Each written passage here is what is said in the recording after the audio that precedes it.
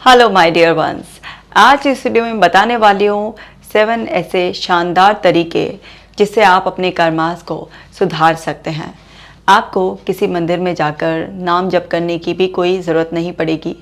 वैसे देखिए, आध्यात्मिक प्रक्रिया में ऐसा बोला जाता है कि अपने कर्म को सुधारने हैं तो आपको प्रभु दर्शन, भजन, नाम जप करते रहना है। हाँ, ये सब भी बहुत अच्छा है, आप कर सकते हैं, ज़रूर करना भी चाहिए।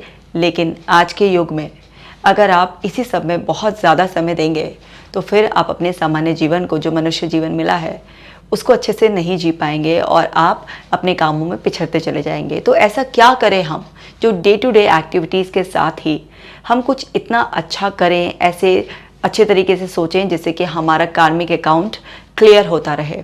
क्योंकि हम सब जानते हैं कि जैसी करनी वैसी भरनी। हमारे कर्मों का लेखा जोखा रखा जाता है और उसी के अनुसार हमें फल मिलता है। बहुत सारी बातें ऐसी हैं जो हमें इस थ्योरी पर विश्वास करने के लिए हमेशा मजबूर करती है कि एक बच्चा कोई बिल्कुल झुग्गी झोपड़ियों में पैदा हुआ है और एक बिल्कुल महल जैसे घर में पैदा हुआ है, तो क्या है, ये कुछ उसके पास्ट कर्मास ही तो हैं। तो ऐसे बहुत सारी रीजनिंग है जो कार्मिक अकाउंट्स होते हैं हमारे, लॉ ऑफ कर्मा एक्टिव रहता है हमेशा, उस बात को एडवोकेट करती है और सही साबित करती है। तो हम सब अपने कर्म सुधारेंगे, लेकिन उन एक्टिविटीज़ के ज़रिए जो आप अपनी डे टू डे लाइफ में आराम से कर सकते हैं, अपना नॉर्मल साधारण जीवन जीते हुए। इस वीडियो को हम शुरू करेंगे, उससे पहले आप ऐप को डाउनलोड कर लीजिए ताकि आप अपने मन की असीम शांति के लिए रोज़ाना मेडिटेशन करें और ब्रीदिंग एक्सरसाइजेस करें। तो चलिए वीडियो शुरू करते हैं। एक है हैव पॉजिटिव थॉट्स। जितना हो सकता है उतना ज़्यादा से ज़्यादा सकारात्मक सोचें। जब मैं पॉजिटिव थॉट की बात कहती हूँ तो मैं रियलिस्टिक पॉजिटिव थॉट की बात कहती हूँ। सिचुएशंस टफ हो सकती हैं, टाइम आपका टफ हो सकता है, दूसरे लोग आपके लिए प्रॉब्लम्स क्रिएट कर सकते हैं, लेकिन उसमें भी एक विश्वास रखना कि ये समय बीत जाएगा, क्योंकि समय का चक्र चलता रहता है। कुछ भी चीज़ समय की धारा में कभी रुकती ही नहीं है, सब कुछ चलता ही रहता है। तो एक ऐसी सकारात्मक सोच अपने मन में रखना, एक विश्वास रखना जो इस पूरी दुनिया को चलाने वाली परम शक्ति है। सब कुछ अच्छा हो ही जाएगा। जो अभी हो रहा है वो मुझे बुरा लग रहा है, लेकिन वो शायद मेरे अच्छे के लिए, जो अभी मुझे समझ नहीं आ रहा है, जो मुझे अभी दिखाई नहीं दे रहा है। तो मुश्किल से मुश्किल घड़ी में भी आप क्या कर सकते हैं, आपकी क्या कैपेसिटी में है, आप वो सोचकर बस अपने एफर्ट्स डालते रहें। उस टाइम पर शांत रहें और हर सिचुएशन को पॉजिटिव मीनिंग दें। हर पर्सन के लिए कोई भी ओपिनियन बनाएं तो वो पॉजिटिव बनाएं। अपने लिए पॉजिटिव रहें, दूसरों के लिए पॉजिटिव रहें। पॉजिटिविटी को इस तरह से अपना ले कि जैसे इस शरीर में आत्मा रहती है। आपके अंदर बस सकारात्मक ऊर्जा रहे। जितनी सकारात्मक ऊर्जा आपके अंदर रहेगी उतना ज़्यादा आपके पास शक्ति रहेगी अच्छे काम को करने के लिए। क्योंकि मुश्किल समय में जब आप कर्म करते हैं तो उनको और ज़्यादा ध्यान से देखा जाता है, क्योंकि मुश्किल समय में क्या होता है, इंसान के लिए अपने कर्मों को बिगाड़ना बहुत आसान हो जाता है। लेकिन जो इंसान मुश्किल समय में भी सकारात्मक सोच के साथ अच्छे कर्म करता है उसको बहुत ही जल्दी उस मुश्किल समय से छुटकारा मिल जाता है। लेकिन जो गलत काम कर कर अपने जीवन को सुधारना चाहता है तो हो सकता है मोमेंट्री उसकी लाइफ में कुछ सुधर जाए, लेकिन कर्म फल तो भोगना ही पड़ता है।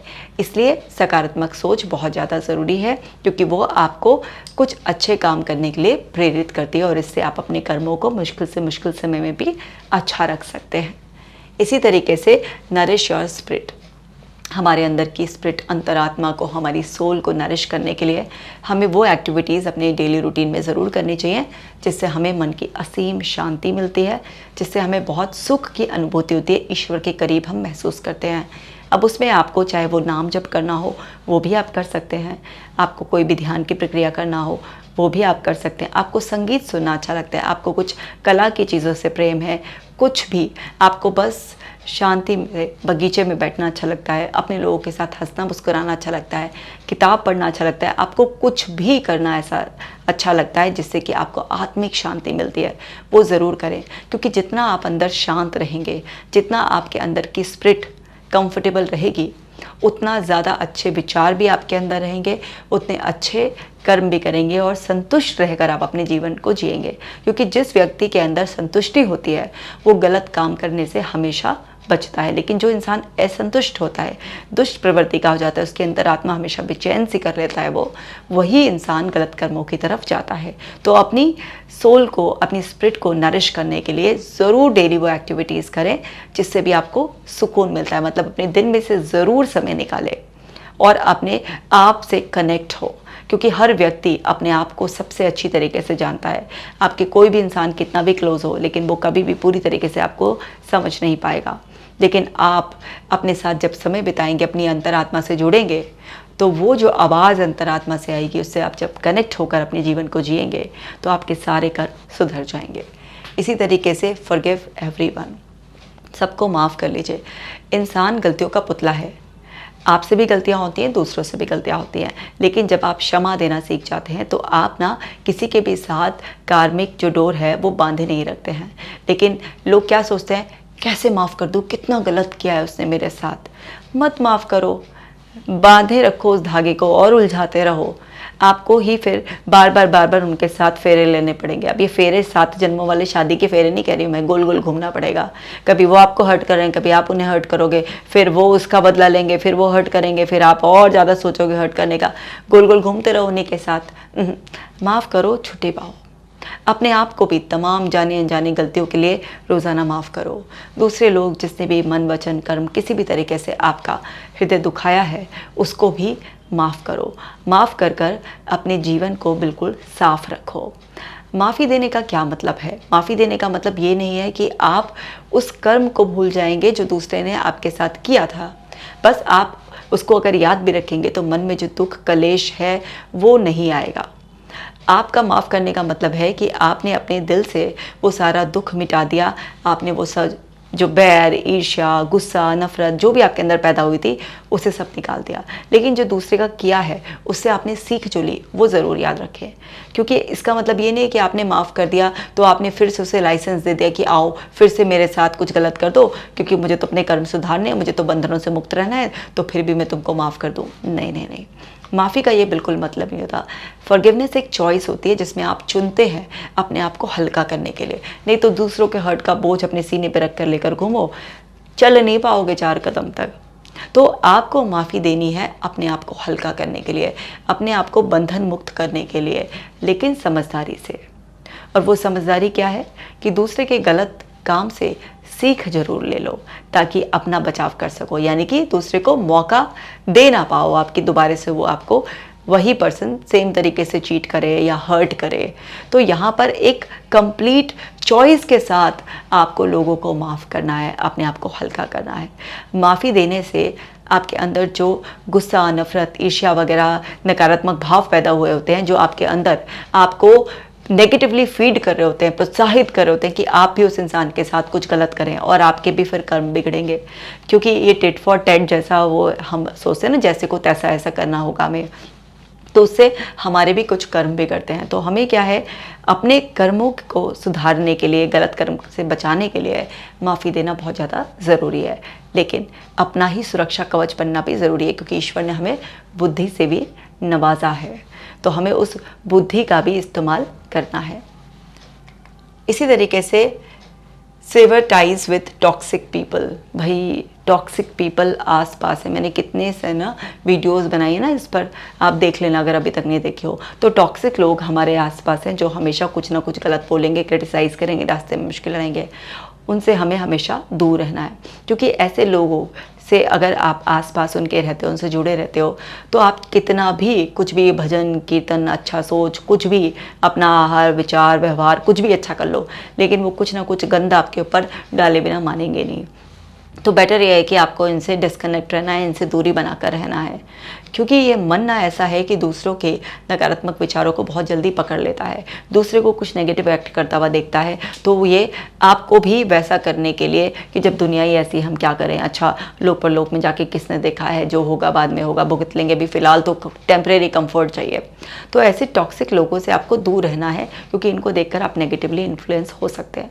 अगर आप देख रहे हैं कि आपके बार बार समझाने पर भी या अच्छे व्यवहार करने के बावजूद भी दूसरा इंसान है बिल्कुल कुत्ते की पूंछ जैसा ही काम कर रहा है, कितना भी सीधा करने की कोशिश करो लेकिन सीधा होकर ही नहीं दे रहा है, तो बिना लड़े झगड़े, अपनी ज़बान बिगाड़े, किसी भी तरीके से कुछ भी गलत उसको डायरेक्ट ऐसे बोले या मन में भी नहीं बोलना है। आप सिंपली समझ जाइए कि इस तरीके की दुनिया है। आप बार बार उसको डांट कर, डपट कर, समझा कर, प्यार से, गंदी ज़बान से कैसे भी कुछ भी करेंगे लेकिन वो समझने वाला नहीं है, तो उसको उसके हाल पर छोड़ दो।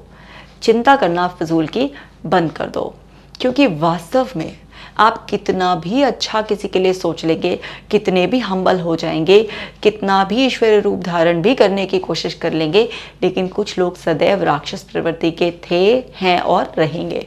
उनको ना सुधारा जा सका, ना वो सुधरने की इच्छा रखते हैं, और स्वयं ईश्वर भी धरती पर आ जाएंगे तो भी उनकी मूर्खता को सुधार नहीं पाएंगे।